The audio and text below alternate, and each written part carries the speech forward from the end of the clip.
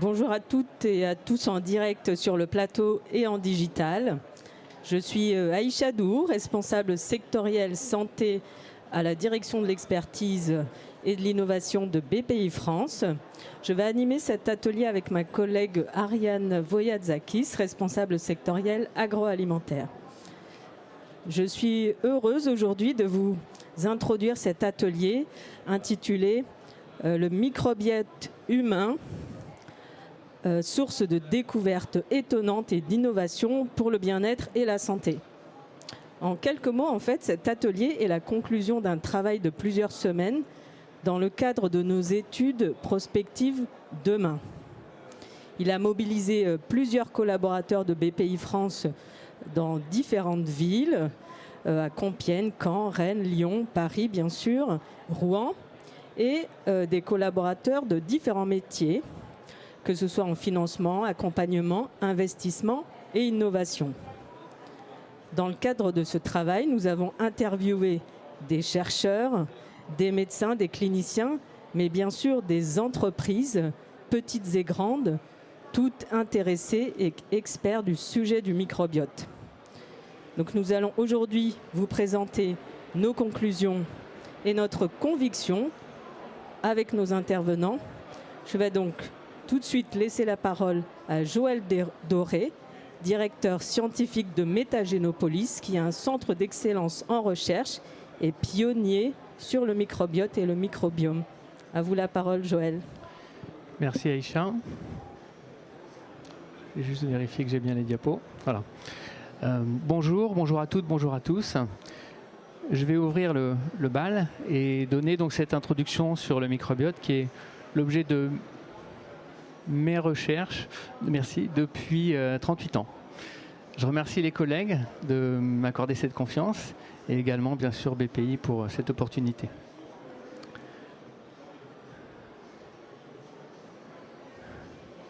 Le domaine du microbiome a connu une évolution, pour ne pas dire une révolution, plus que fascinante pour moi chercheur. Et comme les connaissances qui concernent le microbiote, les potentiels d'innovation qu'il apporte et qui nous rassemblent ici sont à la fois encore balbutiants et cependant immenses. Ils sont à même de changer la nutrition et la médecine de demain pour la prévention et la santé de l'humain microbien. Alors nous sommes microbiens, nous sommes écosystèmes, symbiose. Chacun de nous interagit en permanence avec 100 000 milliards de bactéries et bien d'autres micro-organismes encore qui conditionnent la santé et le bien-être, qui sont localisés sur la peau et au niveau de toutes les interfaces muqueuses de l'organisme humain. Et au niveau intestinal se trouve la composante la plus importante en termes de richesse et de diversité de nos microbiotes. C'est un écosystème dynamique qui est fait de 250 espèces au moins pour la dominance, en moyenne 600 000 gènes, ce qui représente 25 fois la taille du génome humain, et une biomasse d'environ 1 kg pour chaque individu. Et au plan fonctionnel, ces micro-organismes sont essentiellement protecteurs, jouant un rôle de régulateur vis-à-vis de nos fonctions endocrino-métaboliques, nos fonctions immuno-inflammatoires, nos fonctions neurovégétatives, tout en nous apportant une protection directe contre les micro-organismes de l'environnement et notamment les pathogènes et les infections. L'humain a coévolué avec ces microbiotes qui l'ont précédé sur la planète en fait et qui ont constitué pendant à peu près 100 000 générations en partie une menace, la menace majeure étant celle des infections, cause principale des mortalités. Et les choses ont radicalement changé depuis 3 générations, c'est ce qu'illustre le milieu de la diapositive. Alors que la médecine avait fait des progrès vertigineux avec l'hygiène, avec la vaccination, avec les antibiotiques, conduisant dans certains cas à l'éradication complète des pathogènes. Ce qui a été observé, c'est à la faveur de changements de mode de vie, de changements d'alimentation, d'exposition à la chimie environnementale ou de modification de tout ce qui entoure la naissance, cette augmentation des maladies chroniques, des maladies immunes qu'on appelle parfois maladies non transmissibles, qui sont devenues le problème majeur de santé publique aujourd'hui et que l'on connaît avec l'épidémie d'obésité, de diabète, de maladies cardiovasculaires, maladies hépatiques et neurologiques, et qui représentent une menace vis-à-vis de la santé et de la longévité de l'humain. Pour un grand nombre de maladies de société moderne. L'augmentation d'incidence qu'on illustre ici est constante, parfois exponentielle, et elle est toujours non contrôlée aujourd'hui. L'altération du microbiote accompagne cette évolution, avec aujourd'hui 25% de la population occidentale qui présente un microbiote altéré, très souvent réduit en diversité, avec une signature la plus saillante qui est la perte de richesse. C'est un marqueur de dysbiose qui en réalité est un marqueur de l'altération dans la relation entre l'hôte et ses microbes. La dysbiose est en réalité une perte de symbiontes dominants, de bactéries dominantes, normalement dominantes chez le sujet sain, et une prolifération des bad guys, en fait, des bactéries pathobiontes, qui s'accompagnent d'une perte de fonction, qui conduisent à un écosystème avec une symbiose défaillante. Les fonctions de barrière, les fonctions immunitaires, les fonctions métaboliques vont être perdues, ainsi que la protection contre la prolifération des microbes de l'environnement. La symbiose défaillante peut par ailleurs s'auto-entretenir par le biais de boucles de rétroaction qui relient le microbiote et les défenses naturelles notamment. Une situation qui peut rendre compte de ce que l'on observe aujourd'hui dans un grand nombre de maladies chroniques que l'on va considérer comme incurables.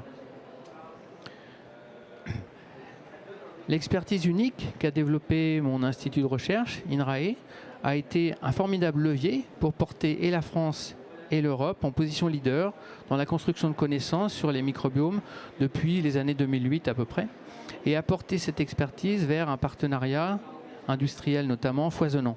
Depuis la création de Métagénopolis en 2011, c'est plus de 130 projets partenariaux qui ont été conduits, plus de 100 publications dont certaines dans des journaux très visibles. Au plan translationnel, 33 dépôts de brevets, la plupart avec nos partenaires, 3 enregistrements de logiciels, et l'accompagnement de la création de 4 startups, Enterome, MadPharma, Excellium et Novobiome. L'aventure scientifique continue, elle nourrira encore le potentiel d'application dans un grand nombre de contextes cliniques qui sont ici indiqués à droite. Et parmi les grands projets d'avenir que je voulais mentionner ici, le projet Le Microbiote français, le French Gut, dont vous entendrez parler début 2022, vise à recruter 100 000 volontaires français pour en caractériser le microbiote intestinal et ce faisant, à travers un projet Open Science, construire une base de référence unique du microbiome pour l'innovation.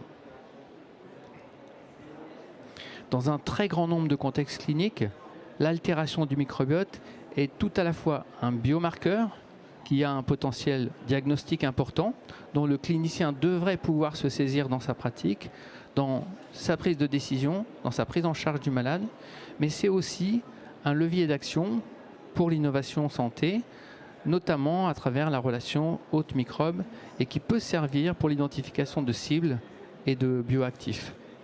3 grands domaines d'application sont concevables et déjà investis par des aventures industrielles françaises. De gauche à droite, le full écosystème, où microbiote natif, ou encore fermenté, voire augmenté, devient un médicament.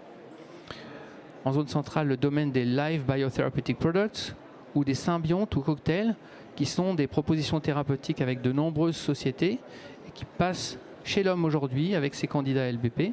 Et puis enfin, les petites molécules, proches de la pharma classique en termes de développement, mais issues du microbiome, et puis les phages et leurs dérivés intelligents. Voilà, j'espère avoir contribué à vous convaincre du potentiel d'innovation ou des potentiels d'innovation nombreux que portent les progrès de la connaissance dans le domaine du microbiome. Et je repasse la parole à mes collègues de la BPI. Merci Joël pour ce panorama très complet qui montre effectivement le potentiel extraordinaire du microbiote. Hervé Fagar, vous êtes cofondateur de l'Alliance pour le microbiote et fondateur d'une start-up phare dans le domaine, donc MadPharma.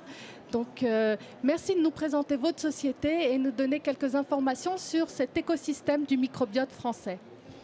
Bien sûr, merci beaucoup Ariane, merci Aïcha, merci toute l'équipe BPI et à tous ceux qui participent à ce workshop. Donc effectivement, moi je suis Hervé Affagar, je vais continuer dans la logique de l'écosystème, mais cette fois-ci je vais vous emmener dans l'écosystème industriel, c'est-à-dire que Joël vous a présenté précédemment la qualité de la science que l'on peut avoir en France, et on va maintenant passer sur le volet translationnel avec les différentes entités qui participent justement à la translation de cette science. Et je voudrais dire pour commencer, pour finir sur la partie scientifique, je pense que Joël a été très, très humble. En fait, la France est leader mondial dans la recherche scientifique dans le domaine, je pense que c'est important de le mentionner. Leader mondial dans le nombre de publications qui ont été produites. Et parmi les 6 plus grands, je dirais, organismes académiques qui publient au monde dans cette problématique, on retrouve 3 institutions françaises. L'INRA, évidemment, mais aussi l'INSERM et le CNRS. Donc je crois que c'est important d'avoir ça en tête parce que le potentiel, le gisement pour nous, entrepreneurs, est absolument gigantesque. Et en fait, aujourd'hui, je pense qu'on en est qu'au début. Donc je voulais insister sur cette position singulière. Sur cette base-là, moi j'ai créé avec un certain nombre de personnes MadPharma. MadPharma, ça signifie Microbiome as a Therapy, et on développe des produits médicaments, des produits biologiques pour reconstruire la flore intestinale, donc le microbiote intestinal de patients qui souffrent de dérèglements immunitaires principalement. Donc nous, notre candidat médicament le plus avancé s'appelle MAD13 et rentre en phase 3 à l'heure où on vous parle aujourd'hui. Pour vous donner une idée, je dirais vraiment le T0 de l'industrie du microbiote au niveau de la recherche académique, c'est vers 2011 à peu près, où notamment l'INRA a publié des catalogues de gènes qui permettent de mieux comprendre le microbiote. Et entre 2011 et 2021, qu'est-ce qui s'est passé? C'est que la recherche académique a vraiment explosé. Et il y a des sociétés comme nous qui se sont créées pour aller à un point où on est déjà en phase 3. Et il y a d'autres sociétés en France, il y a une autre société en France qui est également en phase 3, et il y a une autre société qui est également 2 programmes en phase 2. Donc on a été capable d'avancer très vite.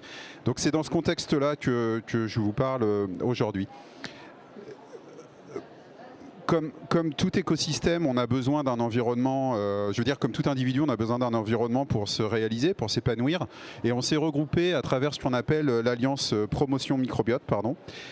Et l'objectif de l'Alliance Promotion Microbiote, c'est à la fois de pérenniser et de développer le leadership de la France, d'abord en Europe, pour pouvoir se battre de manière plus efficace au niveau international.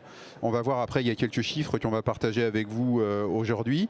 La France est en avance, on a un vrai potentiel. On a vraiment fait beaucoup de choses bien ces 5 dernières années. Mais il est intéressant aussi de regarder ce qui va se passer dans les 5 prochaines années. On est une vingtaine d'entreprises déjà qui se sont fédérées dans cette alliance promotion microbiote. Et vous pouvez voir ici les représentants de cette alliance qui sont tous des fondateurs. Donc l'idée pour nous, c'est de promouvoir les thérapies issues du microbiote ou qui ciblent le microbiote et d'en apporter l'accès aux patients le plus vite possible. Pour vous donner une idée, nous on a traité sous des formes d'accès compassionnel déjà à peu près 60 patients en France. Grâce au cadre réglementaire français qui s'y prête. Donc c'est des patients chez nous qui ont 22% de survie à 2 mois. Donc c'est-à-dire que les thérapeutiques que l'on développe aujourd'hui ont vraiment un potentiel hyper important sur le plan de la santé publique. Et grâce à ce qu'on a développé ensemble, on peut apporter des solutions à ces patients et on peut aussi apporter de l'espoir à leur famille. Donc c'est vraiment très important et il y a un enjeu de santé publique qui est également très important autour de ces technologies. L'Alliance Promotion Microbiote, c'est une alliance qui regroupe toutes les parties prenantes de la chaîne de valeur, que ce soit des pôles de compétitivité, des organismes qui favorisent l'établissement d'un cadre réglementaire, des entreprises, des institutions académiques. Il y a déjà l'INSERM et l'INRA qui sont avec nous et on en attend d'autres évidemment. Voilà pour ce qui est de l'Alliance Promotion Microbiote et maintenant on va avancer avec mes 2 autres collègues du monde du privé, Isabelle et Patrick. Donc, Isabelle de Crémou, qui est directrice d'investissement de Seventure, qui est un fonds d'investissement notamment spécialisé dans l'investissement des entreprises microbiotes. Et je vais aussi accueillir Patrick Vega, directeur santé et sciences microbiome. Isabelle, qu'est-ce que vous pouvez nous dire sur le microbiote et l'importance pour vous? Alors effectivement, chez Seventure Partners, on est tombé dans le microbiote il y a déjà longtemps, puisqu'on a déjà levé 2 fonds, Health4Life Capital 1 et 2, son fonds successeur, donc environ 400 millions d'euros, pour investir dans les innovations qui découlent de la meilleure compréhension de la composition du microbiote et surtout l'interaction que ces microbes peuvent avoir avec le système immunitaire de la personne. Donc nous, ce qui nous intéresse, c'est de voir le microbiote à la croisée des chemins entre l'alimentaire, le médical et évidemment le diagnostic, puisque c'est la mesure de l'ensemble de ces choses. Le système immunitaire étant à la croisée de tout cela. Donc le microbiote, ça a effectivement pas forcément commencé que dans l'agroalimentaire, en fait ça a commencé dans l'élevage, puisque la première fonction du microbiote, c'est la digestion, et donc l'efficacité digestive de la transformation de l'alimentation de l'animal en poids, en biomasse, et donc en viande. Et l'histoire du microbiote, elle a commencé là, sur la compréhension de la composition et du rôle des microbes dans la digestion. Et notamment grâce à l'INRAE, qui était vraiment pionnier mondial dans ce domaine-là, à l'époque où le mot même, microbiote et microbiome, n'existait pas. Et puis ensuite, on est passé en alimentaire, et le rôle du microbiote, non seulement dans son rôle de digestion, mais aussi dans son rôle d'éducation du système immunitaire. On a parlé des 100 premiers jours, on a parlé de l'enfant à sa naissance, du nouveau-né, du petit enfant, et puis de comment évoluer le microbiote à l'adolescence et à l'âge adulte, et comment il s'appauvrissait avec l'âge. Et puis plus récemment, le milieu médical s'en est mêlé, avec l'industrie pharmaceutique, l'industrie du diagnostic, et puis globalement les payeurs de santé également, dans les différents pays du monde.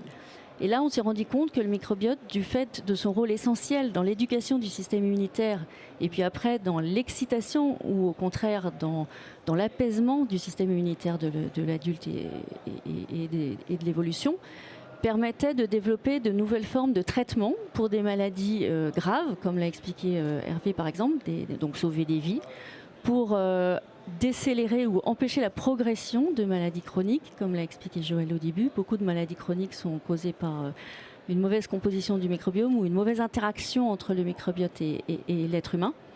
Et puis, on arrive assez rapidement sur la prévention et sur comment on peut constituer le microbiote dans la petite enfance de façon à ce qu'il soit plus corrélé aux facteurs de bonne santé et donc qui permettent à l'adulte que sera ce petit enfant de rester en meilleure santé tout le restant de ses jours.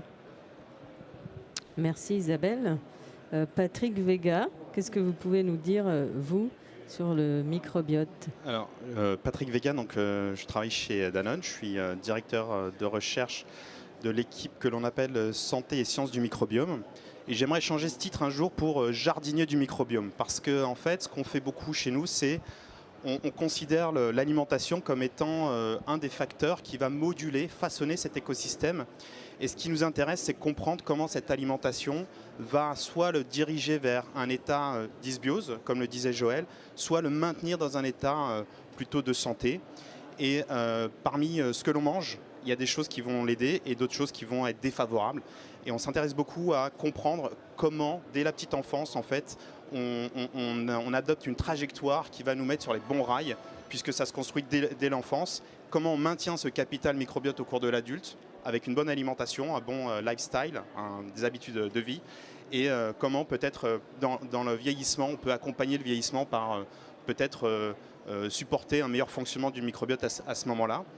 Donc, comme vous l'aurez compris, donc, nous on est très ancré sur comment comprendre l'alimentation et quelles sont les innovations qui, dans le secteur de l'alimentation, peuvent vraiment aller aider à maintenir cet écosystème le plus sainement entre guillemets possible, pour éviter justement de rentrer dans des stades de maladie. Donc on est plus sur la prévention et on est plus sur des innovations qui vont prévenir en fait l'état de malade. Merci Patrick. Donc on a vu à travers votre témoignage que le microbiote a fait son origine dans l'agroalimentaire, mais est-ce qu'on peut dire aujourd'hui que les applications sont plus nombreuses dans la santé, voire dans la cosmétique ? Alors après avoir fait un bref rappel tout à l'heure donc de l'élevage qui devient alimentaire et qui devient aujourd'hui santé, c'est vrai qu'aujourd'hui les applications de tout ce que cette meilleure compréhension du microbiote, non seulement de sa composition encore une fois, mais surtout de ses interactions avec le système immunitaire et le reste de l'organisme, cela permet d'avoir un foisonnement dans de très très multiples domaines de toutes les applications qu'on peut voir. Et donc c'est dans le domaine de la médecine, de la recherche et du grand public. Donc au niveau de la recherche, la meilleure compréhension du microbiote est en fait un complément d'informations par rapport à toutes les autres informations dont ont besoin les chercheurs en médecine. Informations génétiques, informations phénotypiques, informations diverses. Et donc ça permet d'avoir une compréhension plus globale et de faire des analyses biostatistiques de puissance bien supérieure pour pouvoir faire une corrélation avec les différentes pathologies, leur stade d'évolution et surtout essayer de comprendre comment on peut les segmenter, c'est-à-dire comment on peut les stratifier avec des caractéristiques, des sous-caractéristiques communes à des sous-ensembles de maladies. Ça permet aussi à la médecine d'avoir une approche complètement différente. Là encore, l'analyse du microbiote permet de donner des indications complémentaires à celles que vous donneront au corps médical, la prise de sang, l'imagerie médicale et autres informations sur le patient au-delà du diagnostic clinique. Et donc pour le corps médical, cette information sur le microbiote, alors les jeunes médecins ont désormais de la formation sur ce thème spécifique pendant leurs études. Les médecins plus âgés doivent se contenter de formation continue. Mais donc, un certain nombre de médecins, et surtout dans les pays du Nord ou les pays asiatiques, intègrent ces informations dans leur pratique de la médecine de tous les jours. On parle de la médecine de ville, là. Évidemment, au niveau hospitalier, ces informations permettent une prise en charge du patient plus individualisée, et sont un des fruits du développement de la médecine de précision et de la nutrition personnalisée. Enfin, au domaine du grand public, et c'est vrai que sur le grand public, l'industrie cosmétique est probablement l'industrie qui passe le plus d'énergie à former le grand public à la compréhension du rôle que joue le microbiote cutané sur les différents états de la peau, alors aussi bien en dermato qu'en cosmétique d'ailleurs. Et donc, cette éducation du grand public, complétée par une formation que les enfants désormais ont au niveau de l'école primaire et dans leur manuel de SVT, puisque le mot microbiote apparaît bien des fois dans les manuels de SVT de nos enfants. Donc ces différents axes de formation grand public, sans parler des multiples émissions télévisées et journaux grand public, permettent d'éduquer le consommateur qui aujourd'hui a une... et tout particulièrement dans les millennials, qui aujourd'hui a une attente de rester en meilleure santé, de capital santé, via son alimentation et via des choses qui sont microbiome friendly, qui fait que ça augmente finalement les comportements positifs alimentaires, les comportements d'hygiène de vie et l'observance d'un certain nombre de comportements. Donc sur les trois aspects, le microbiome a des rebondissements extrêmement larges et extrêmement profonds. Patrick, vous voulez peut-être réagir par votre présence en tant que grand groupe de l'agroalimentaire. Vous êtes dans le quotidien des Français. Non, Isabelle a beaucoup dit sur l'ensemble de la palette d'applications du microbiote. Ce que j'aimerais ajouter effectivement, c'est ce côté, ce que tu disais Isabelle, c'est-à-dire que c'est une façon aussi de repenser l'alimentation et de se dire, bah voilà, je vais à la fois me nourrir moi, mais nourrir également mon microbiote. Et je pense que le défi du futur, c'est de repenser la nutrition d'aujourd'hui comme une nutrition qui doit non seulement pallier les déficiences de nos cellules, mais également les déficiences alimentaires de notre microbiote. Et on est loin de connaître quelles sont ces déficiences. Donc il y a un énorme domaine aussi d'investigation et de recherche que j'espère nos amis et collègues de l'INRA prendront pour vraiment établir quelles sont les nouvelles guidelines nutritionnelles qui vont prendre en compte ces besoins nutritionnels du microbiote.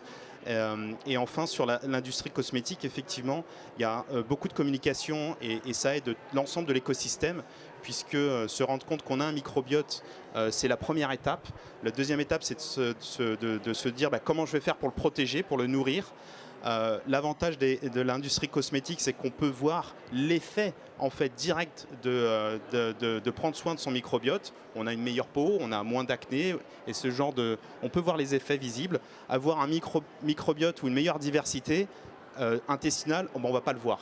Et ça, c'est un challenge. C'est comment assurer que on engage les personnes à adopter des comportements plus sains dans la façon de manger et comment on les tient et comment ils arrivent à accéder à ce microbiote. Il y a tout un tas de startups qui se proposent aujourd'hui de le mesurer d'une façon ou d'une autre et je pense que là il y a aussi une source d'innovation, c'est de rendre accessible cette information, de lever ce couvercle et de pouvoir savoir finalement quel est son propre microbiote. Merci Patrick. Justement, quel est l'intérêt du diagnostic du microbiote et est-ce que c'est pratiqué dans le monde aujourd'hui? Alors, je pense que si l'on parle de diagnostic, et on l'a un peu évoqué, il faut vraiment distinguer deux choses. Ce qui peut être la curiosité naturelle du citoyen qui apprend beaucoup de choses sur le microbiote aujourd'hui et qui a envie d'avoir la photographie de son microbiote, un peu le selfie des intérieurs. Et c'est légitime, pourquoi pas. Ça se développe beaucoup au sens création de petites sociétés qui offrent effectivement ce service. Par contre, les technologies qui sont utilisées aujourd'hui pour ce faire ne sont pas standardisées, ne sont pas standardisables peut-être même. Donc on a un point qui fait que ce résultat-là ne peut pas servir du tout aux cliniciens, aux praticiens dans la médecine. Par contre, sur ce terrain-là, ce que l'on peut dire aujourd'hui au plan technico-scientifique, on va dire, c'est que les outils sont disponibles. C'est-à-dire qu'on a tout ce qui est nécessaire aujourd'hui pour offrir aux praticiens, dans sa pratique quotidienne, des données qui lui parlent du microbiote, des données numériques, des données fiables, robustes, reproductibles, issus de technologies standardisées. Et donc, on peut vraiment imaginer que dans les 5 ans qui viennent, la médecine va pouvoir utiliser cette information dans sa pratique. Isabelle, dans votre portefeuille, vous avez des entreprises du diagnostic? Oui, alors en général, il y a un peu deux styles d'entreprises. Il y a celles qui font du diagnostic en tant qu'activité principale et qui entendent générer du chiffre d'affaires par, d'une part, le fait de faire ces diagnostics-là, mais aussi le fait de breveter et de monétiser la découverte de signatures microbiennes et donc des biomarqueurs. Quand on parle de diagnostic, il faut parler de l'ensemble des aspects du diagnostic, c'est-à-dire le diagnostic en amont pour détecter un problème, une pathologie ou une condition. Il y a le monitoring de cette condition au fil du temps. Et puis, il y a l'utilisation du diagnostic avec des fins de recherche et donc de stratification et de segmentation de pathologies pour trouver, en fait, au-delà d'une pathologie agrégée qui visiblement est incomprise et non soignée, que finalement, elle consiste en une collection de sous-segments de pathologies qui, chacune à leur tour et individuellement les unes des autres, trouvent traitement et trouvent compréhension de l'étiologie médicale. Donc c'est l'ensemble de ces facettes que les entreprises peuvent adresser, soit qu'elles en fassent un cœur de métier, comme je l'évoquais tout à l'heure, ou soit qu'elles utilisent leurs compétences de diagnostic à des fins de développement de produits pour trouver finalement une solution au problème qu'elles diagnostiquent. Et dans ce cas-là, l'activité diagnostique est internalisée, elle n'est pas faite pour être monétisée en tant que telle, mais elle est faite pour permettre la création de valeur par les solutions. Merci. Alors, dans notre groupe de travail demain, nous avons quand même identifié quelques freins au développement du microbiote, notamment des freins réglementaires. Quelles sont vos idées pour essayer de lever ces freins et donner tout son potentiel au microbiote ?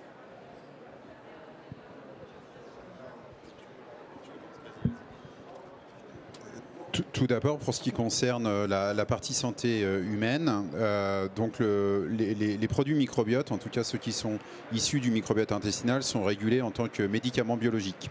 Donc nous devons suivre un cadre réglementaire qui est le cadre du médicament classique, biologique, comme un anticorps ou autre. Le frein auquel Ariane fait référence, c'est qu'il faut définir des règles spécifiques autour de ça, notamment des contrôles qualité particuliers. Pour vous donner une illustration, chez Madpharma, quand on a lancé la société en 2016, il était complètement impossible pour nous de trouver ce qu'on appelle un CDMO, c'est-à-dire celui qui fabrique des produits pour les tiers, pour accepter nos produits. Parce que tout simplement, aucun système qualité n'existait pour traiter des produits non stériles du type de ceux qui ont traité. Donc en fait, ça illustre à la fois la difficulté, mais aussi l'opportunité. C'est-à-dire que c'est une difficulté parce qu'on construit des fois l'avion en même temps qu'il vole. Et du coup, il y a un partenariat régulier avec les autorités qui est absolument nécessaire. Et quand on se prend une vague type Covid, les autorités réglementaires sont un peu occupées à autre chose. Donc du coup, en fait, il y a ce dialogue permanent avec les agences qui est à la fois un ralentisseur pour nous qui voulons développer nos produits et les amener au lit du patient le plus vite possible. Mais qui est également une opportunité parce qu'on a le sentiment de travailler main dans la main, d'être dans une approche de pionnier. Et en ce qui concerne la France, en fait, il y a 2 agences au monde qui ont régulé les produits microbiotes. pour ce qui est des produits du microbiote intestinal, c'est la FDA aux États-Unis et la France. Donc en fait, nous, en tant qu'industriels, être basés en France, là où on a un cadre réglementaire connu, ça devient une opportunité. Donc si vous voulez, effectivement, de cette menace a priori, on a quand même réussi à en faire une opportunité, ça nous a projeté et ça a consolidé notre position de pionnier. Donc c'est vrai qu'il y a des challenges, que ça demande beaucoup d'interactions. On a des équipes réglementaires chez nous qui sont probablement beaucoup plus grosses que dans d'autres biotech, mais c'est également une opportunité. Et je pense que c'est important de finir là-dessus. Est-ce qu'on a des freins du même ordre? Moi, je ne parlerai pas de frein, je parlerai de garde-fou.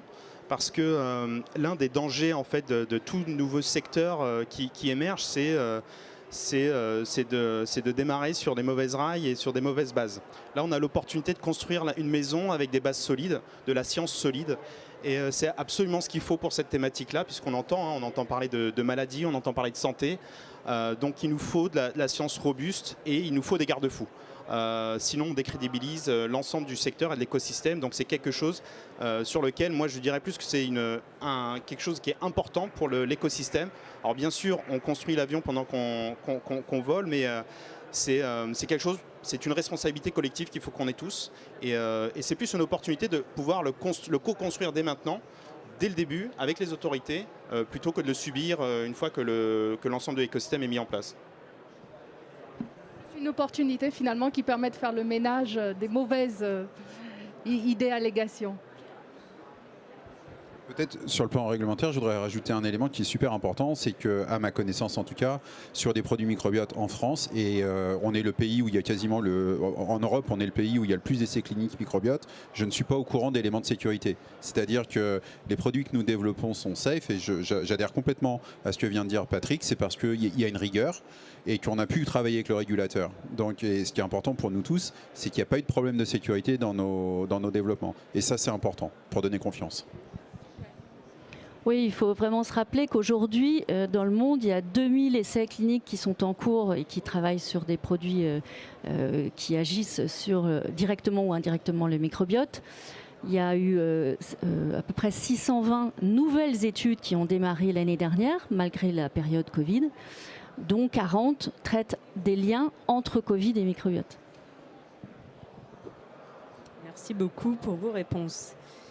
Et donc dans ce panorama, comment la France se positionne-t-elle par rapport aux autres pays dans ce domaine ? Donc, comme vous l'aurez compris, la France elle a une position singulière pour 3 raisons. La première, c'est la qualité des travaux académiques, illustrés aujourd'hui par ce que nous a dit Joël, et il y a d'autres collègues dans d'autres institutions qui sont également très en avance sur le domaine. Le premier élément, c'est la recherche fondamentale. Le deuxième élément, c'est on a eu la chance aussi d'avoir un fonds d'investissement, donc Seventure, qui gère 450 millions d'euros sur des thématiques dédiées au microbiote intestinal. Donc moi je crois que je suis le deuxième investissement de Seventure, si ma mémoire est bonne, avec le fonds dédié microbiote. Donc le deuxième élément, c'est qu'on a pu avoir de l'argent. Et ça c'est important évidemment. Et le troisième élément qui est important, c'est le cadre réglementaire qui est en avance au niveau mondial, puisque la première réglementation en France a été définie en 2014. Donc on a 7 ans en âge réglementaire. Ce qui fait que la France a pu propulser un certain nombre de startups, dont les membres de l'APM que je vous ai montré tout à l'heure. Et nous avons une position, en tout cas en Europe, leader. Et on voit quand même que la compétition est rude. Aux États-Unis, pour vous donner une idée, en 2016, Obama, quand il a quitté la Maison-Blanche, il a fait un cadeau de 150 millions de dollars qu'il a appelé le Human Microbiome Initiative. Ça veut dire ce que ça veut dire. Ce qui a été abondé par les Bill Gates et compagnie, ce qui a amené 1,5 milliard de financement dans la recherche fondamentale sur le microbiote en 2016. Résultat, ici je ne vous parle pas de travaux académiques sur ce graphe, je vous parle de startups qui développent des produits. Donc en fait, en 2016, il y a eu des investissements massifs qui ont été faits au niveau gouvernemental avec cette initiative qui a été abondée par le privé. Résultat, les US sont vraiment loin devant. Je ne veux pas anticiper sur la conclusion de BPI, mais c'est vrai que c'est une source d'inspiration. On n'est pas là pour copier les US, mais je pense que sur des secteurs où la France est en avance, ça vaut le coup de se poser les questions du niveau de prioritisation de l'industrie. Ensuite, de manière un petit peu plus surprenante, oui et non, parce que culturellement, en Asie, on a une grosse tradition du probiotique, etc. Mais la Corée est également très en avance. En Europe, c'est la France qui est leader incontestable et on est talonné par le UK, qui a notamment une ou deux sociétés emblématiques qui font avancer les choses. Et puis on le verra dans les conclusions, il y a quand même beaucoup de clusters en Europe qui poussent très fort. Et ça, on y reviendra au moment des conclusions. Donc aujourd'hui, on est environ 120 sociétés du domaine qui ont une activité clinique, c'est-à-dire qui font des essais sur l'homme. La position de la France là-dedans, on a rappelé un certain nombre de membres de l'écosystème qui participent sur les différentes grandes modalités qui vous ont été présentées par Joël au préalable. La particularité de la France, c'est qu'on est très présent en oncologie. Ça se retrouve aussi dans d'autres thérapeutiques. Si vous regardiez un autre pays, on serait plutôt sur l'infectieux. La maladie phare du microbiote intestinal, en tout cas, c'est le Clostridium difficile. Toutes les sociétés qui sont très en avance, c'est du Clostridium difficile. La particularité de la France, c'est qu'on est plutôt très late stage, très en avance sur la partie oncologie et que l'infectieux n'arrive qu'en 3e position. Les essais cliniques, on a déjà un petit peu dévoilé les choses. Il y a aujourd'hui peu de phase 3 qui sont en cours. Néanmoins, on voit notamment avec le flux d'activité, rien que sur les 2 dernières semaines, il y a 2 phases 2 positives qui ont été annoncées aux États-Unis, l'une en psoriasis, avec une bactérie commensale du microbiote intestinal, pour vous donner le type de lien qu'il peut y avoir. Et Vedanta également, Clostridium difficile, qui ont annoncé 2 phases 2 positives et qui vont donc passer en phase 3. Donc le flux de phase 3 est en train de s'accélérer et on peut imaginer le premier produit venant des États-Unis approuvé fin 2022, début 2023, et le premier produit français, on pourrait l'attendre 2025. Ça vous donne un peu un écart, malgré le fait qu'on est tous sur la même ligne de départ, en 2014 notamment, 2011-2014, qui sont les grandes dates de démarrage de l'industrie.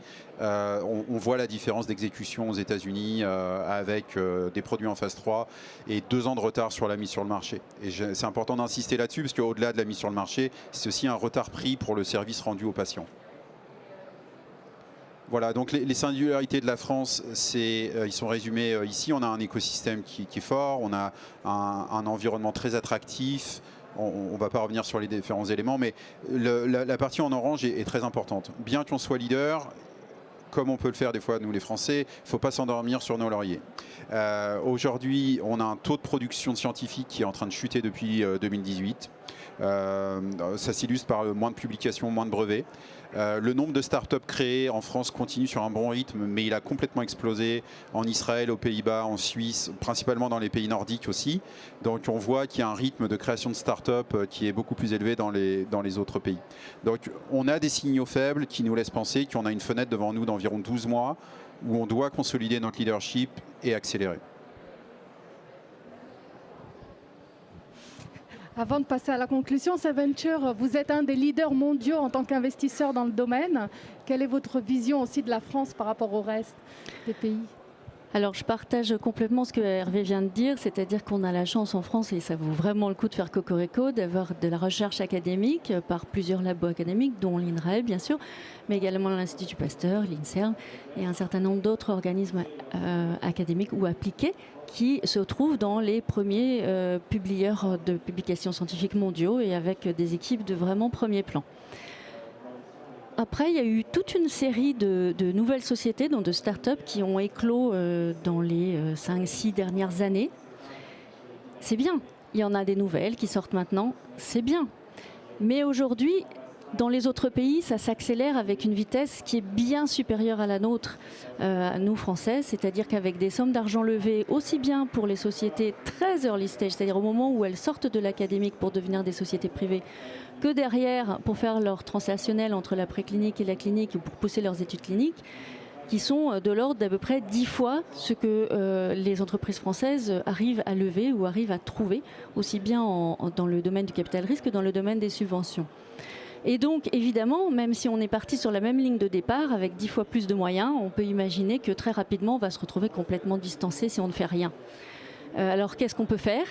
déjà on peut débloquer plus de moyens financiers, bien évidemment, aussi bien au niveau, encore une fois, du capital risque, des industriels par leur collaboration et bien sûr du monde privé. Et je crois que c'est une super nouvelle de voir qu'aujourd'hui c'est BPI qui prend le lead sur cette table ronde microbiote et qu'aujourd'hui BPI est une aide incroyable pour rester dans le peloton de tête de la recherche mondiale et de l'emploi mondial et de la souveraineté au sens création d'entreprises.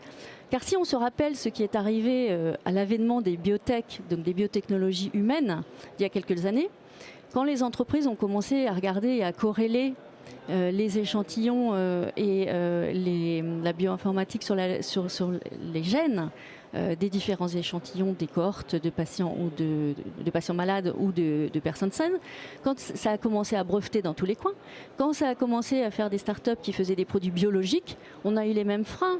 On a eu, oh là là, c'est très nouveau, est-ce que finalement la montagne ne va pas accoucher d'une souris? Est-ce que vraiment c'est causal? Ou est-ce que c'est juste une corrélation de conséquences?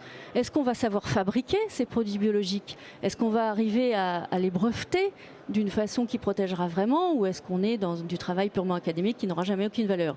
Bon, je crois que 20 ans après, on a les réponses à ces questions-là. Essayons de ne pas se poser pendant 10 ans les mêmes questions pour le microbiote et passons directement aux réponses et à l'action et au soutien. Donc je crois que c'est pour ça qu'on est tous ici aujourd'hui. C'est pour mobiliser les énergies, pas seulement financières, mais aussi la partie éducative des jeunes médecins, des jeunes chercheurs, du public, des industriels, de l'ensemble des salariés chez les industriels, afin que tout cet écosystème français se mette en place et arrive à ne pas se faire distancer par les Américains, les Israéliens, les pays d'Europe du Nord et même les Coréens qui se trouvent à être aujourd'hui des gens qui avancent extrêmement vite. Message bien reçu, Isabelle. Joël, que faut-il faire aussi côté de la recherche publique, puisque Métagénopolis, on l'a dit, était pionnier il y a quelques années sur le domaine du microbiote?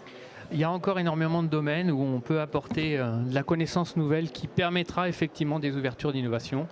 On a récemment travaillé avec l'Institut Gustave Roussy sur la relation microbiote-cancer et on ouvre complètement une chaîne de connaissances qui nous dit que le microbiote est un élément qui va conditionner la réponse au cancer et donc ce ne sera pas la solution en fait à la thérapie. Mais par contre, on sait aujourd'hui que prédire la réponse d'un patient à une thérapie va pouvoir être un élément crucial pour le clinicien et puis peut-être qu'orienter le microbiote de diverses façons va permettre de transformer une fraction de population qui ne répondrait pas au traitement du cancer en répondeur et finalement améliorer énormément l'impact qu'on peut avoir.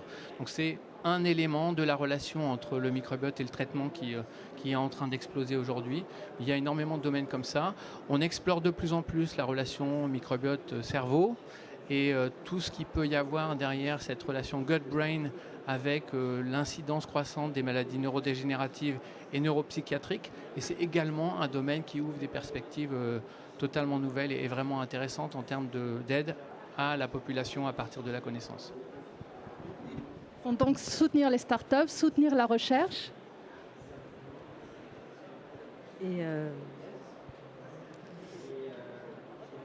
Et donc effectivement, nous avons fait le tour de notre présentation. Donc maintenant, les questions sont à la salle et également à nos spectateurs en digital. Je vais aller prendre une première question.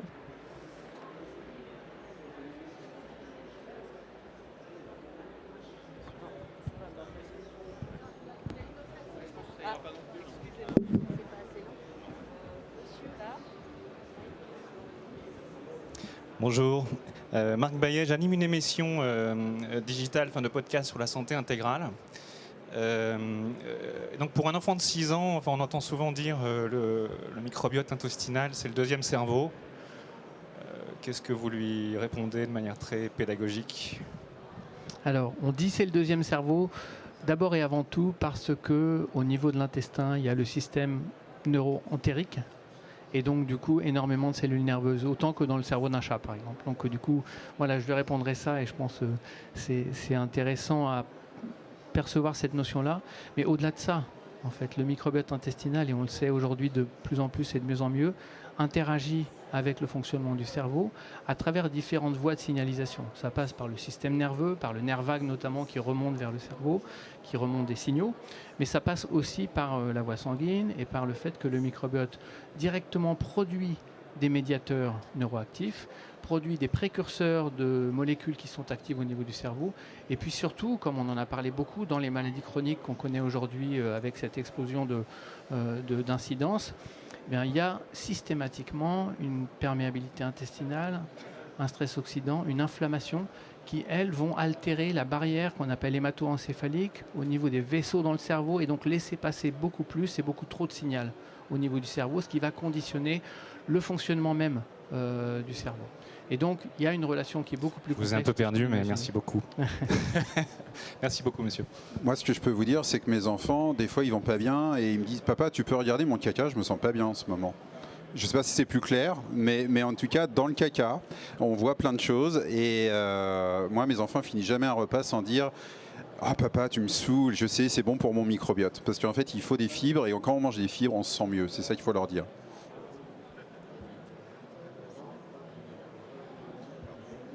D'autres questions, et même les personnes qui sont autour, n'hésitez pas si vous avez des questions. Je vais prendre une question du chat, n'hésitez pas à poser, pour ceux qui sont en replay à distance, vos questions. Quelles applications voyez-vous venir dans l'alimentaire et à quelle échéance ?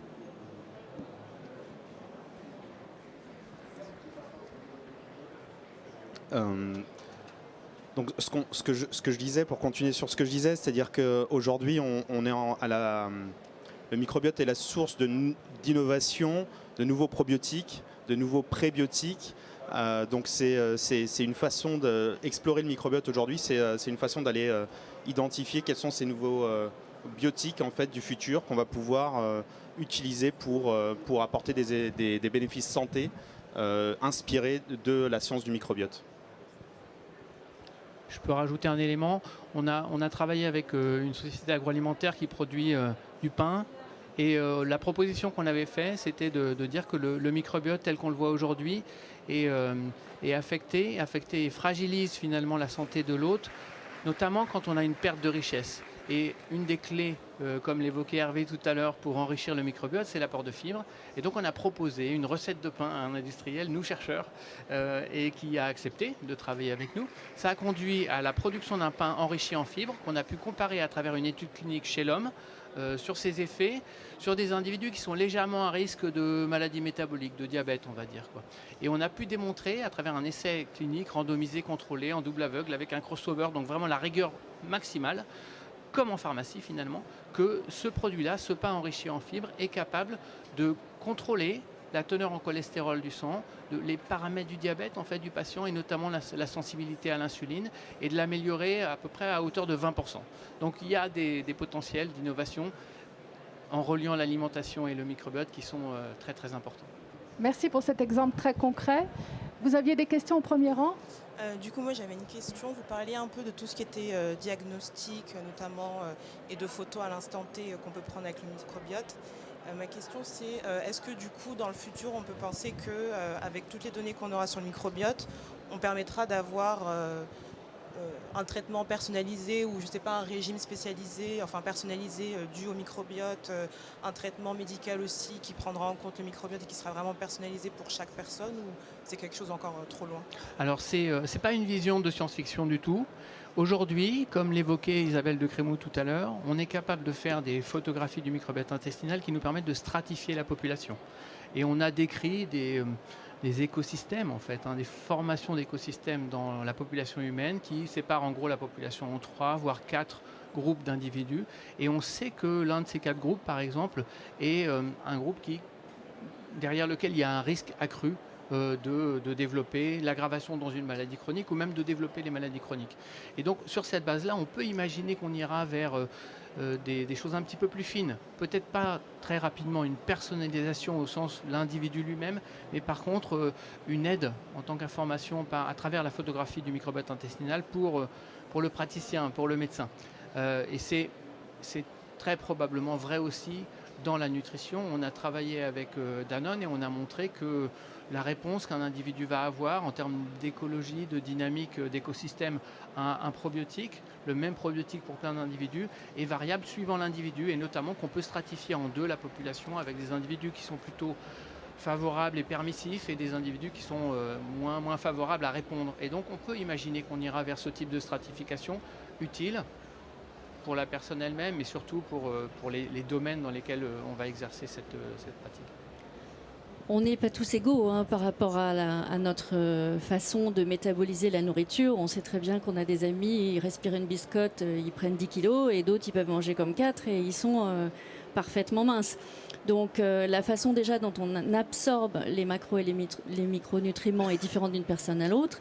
Comme on l'évoquait tout à l'heure, le rôle du système immunitaire en intime liaison avec le microbiote est différent d'une personne à l'autre. Et puis après, il y a l'abondance, c'est-à-dire qu'avec l'âge, le microbiote se réduit en volume et en diversité. Donc il y a les cycles de la vie, en plus de la différence interindividuelle.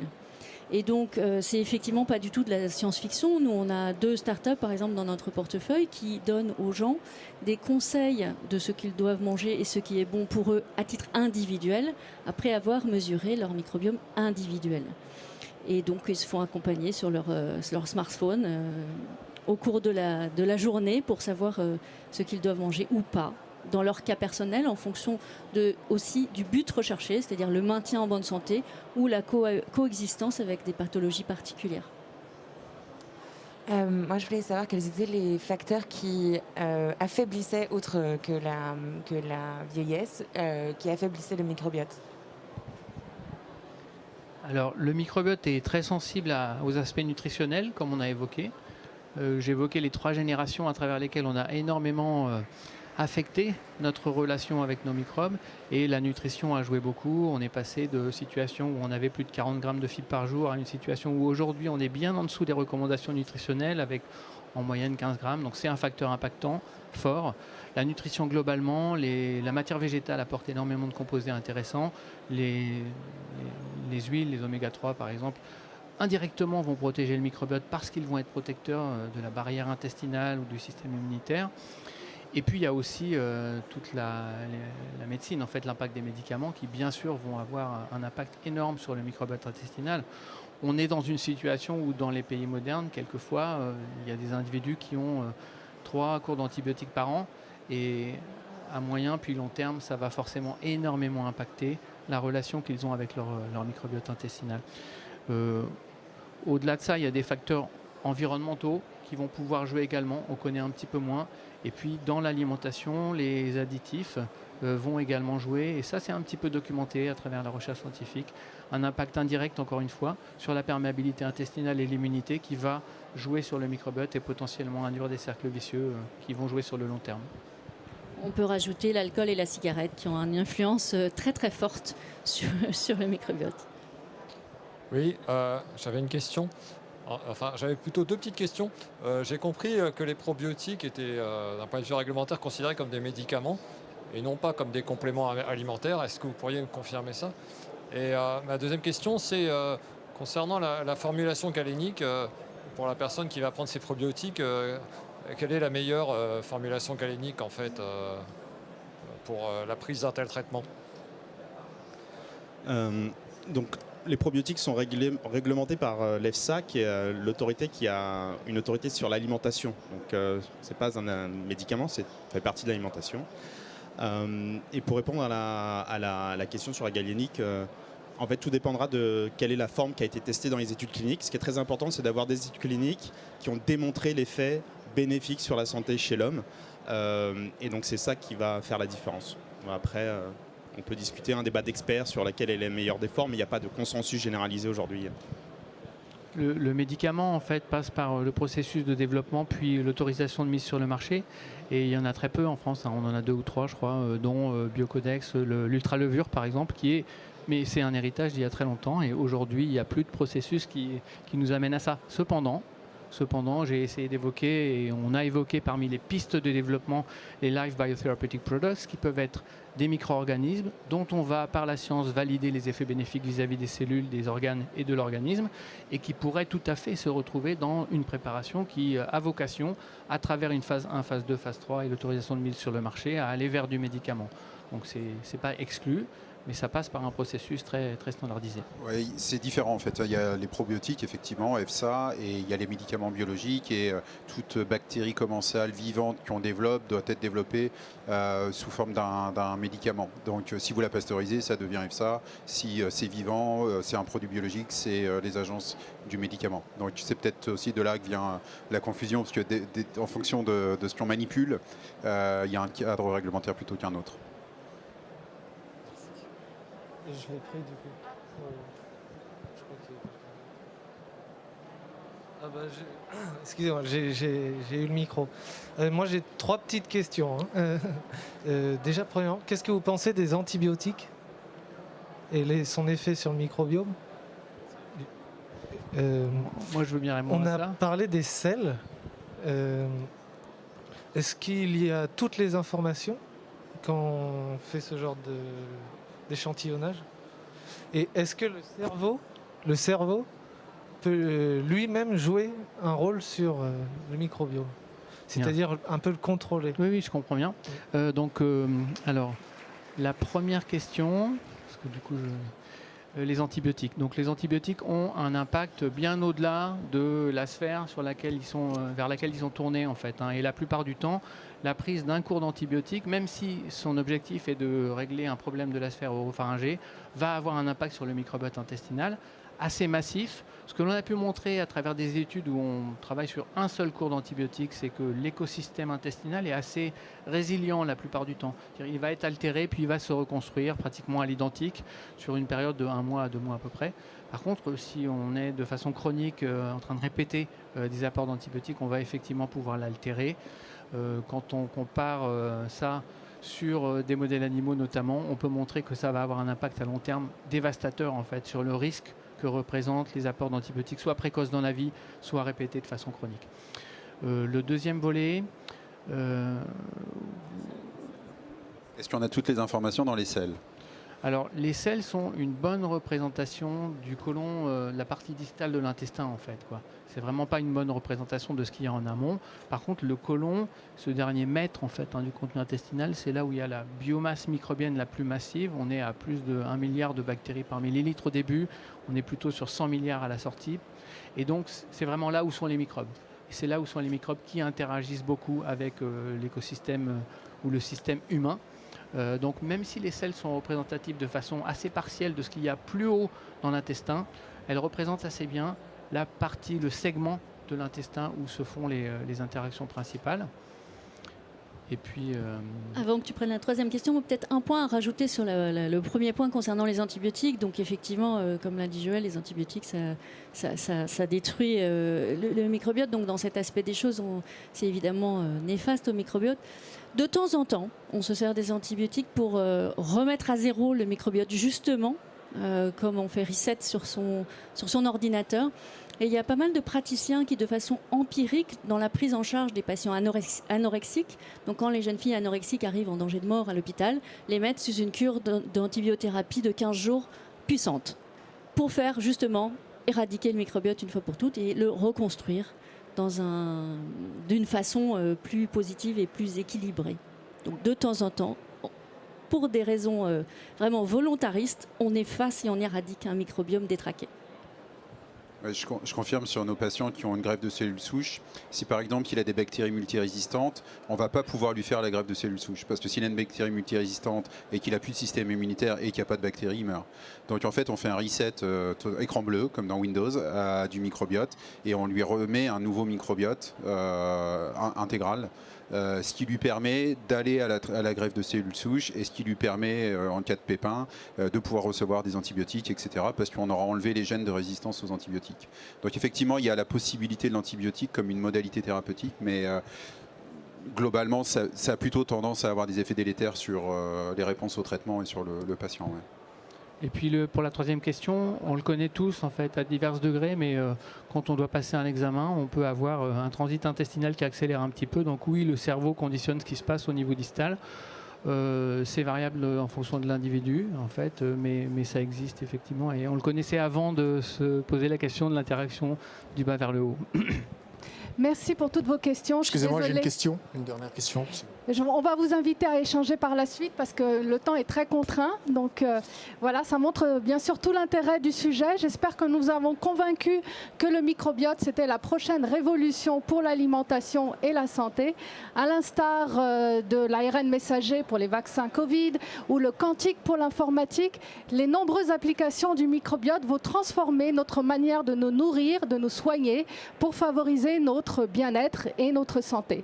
C'est pour cela que le microbiote est un sujet d'importance pour BPI France, qui a été inscrit dans notre réflexion prospective de demain et surtout qui fait l'objet de nombreux financements à travers le concours innovation pour les jeunes startups et les PME, à travers les projets collaboratifs comme le projet Metapat qui a associé Abolis, Bell, Le Safre et l'INSA de Toulouse pour travailler sur les ferments, sur les aliments fermentés qui contribuent à la richesse de notre microbiote, à travers le plan de relance qui nous a beaucoup occupé ces derniers mois pour réindustrialiser la France, pour financer de nouvelles usines, donc plusieurs entreprises du microbiote en ont profité, et à travers les investissements en fonds propres, comme notamment dans la société Mad Pharma.